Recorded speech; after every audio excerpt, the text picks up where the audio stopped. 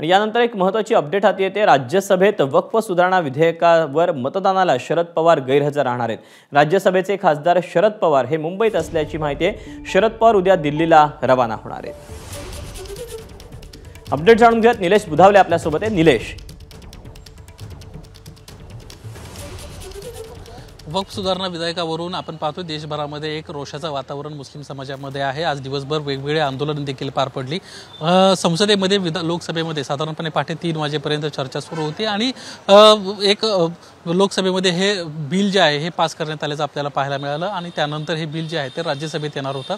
राज्यसभेमध्ये आज राष्ट्रवादी काँग्रेस शरदचंद्र पवार पक्षाच्या वतीनं फौजिया खान ह्या बोलणार होत्या आणि त्यानंतर या बिलाच्या वेळी मतदानासाठी देखील त्या उपस्थित राहणार होत्या अशा पद्धतीची माहिती आहे। राष्ट्रवादी काँग्रेस पक्षाचा शरदचंद्र पवार पक्षाचा विचार करायला गेलं तर स्वतः राष्ट्रीय अध्यक्ष असणारे शरद पवार हे सुद्धा त्या ठिकाणी उपस्थित असणं अपेक्षित होतं। मात्र शरद पवार बुधवारी आणि गुरुवारी म्हणजे काल आणि आज मुंबईतच असल्याची माहिती मिळते।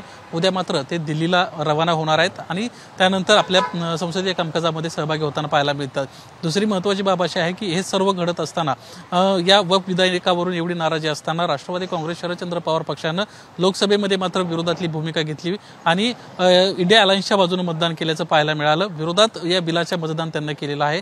मात्र राज्यसभेमध्ये शरद पवारांना उपस्थित राहणं अपेक्षित असताना ते मात्र त्या ठिकाणी नाही आहेत। या संदर्भात त्यांच्या कार्यालयाशी ज्यावेळेस बातचीत केली, त्यांच्या काही तब्येतीचा विषय आहे का या संदर्भात बातचीत केली, त्यावेळेस असं काही नाही असं स्पष्टपणे सांगण्यात आलं। मात्र त्यांच्या कामानिमित्त ते बुधवार आणि गुरुवार हे मुंबईतच होते आणि उद्या मात्र ते दिल्लीच्या दिशेने रवाना होतील अशा पद्धतीची माहिती देण्यात आलेली आहे। त्यामुळे एकंदरीतच आता या विषयावरून राष्ट्रवादी काँग्रेस शरदचंद्र पवार पक्षावर टीका होण्याची शक्यता अजिबातच नाकारता येत नाहीये।